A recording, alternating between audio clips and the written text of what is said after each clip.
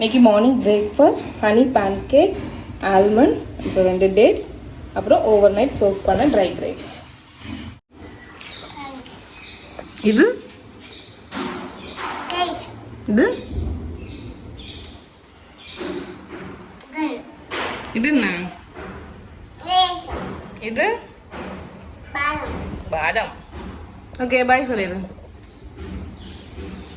Morning snack orange.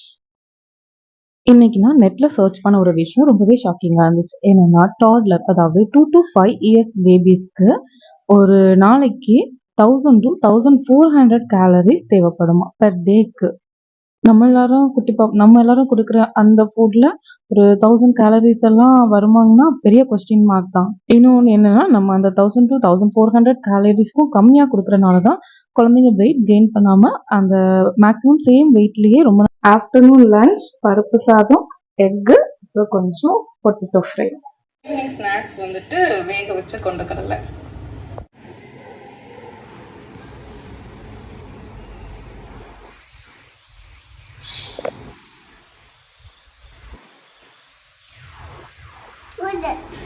ஆத்தி சாப்பிடு, ஊதி ஊதி சாப்பிடு.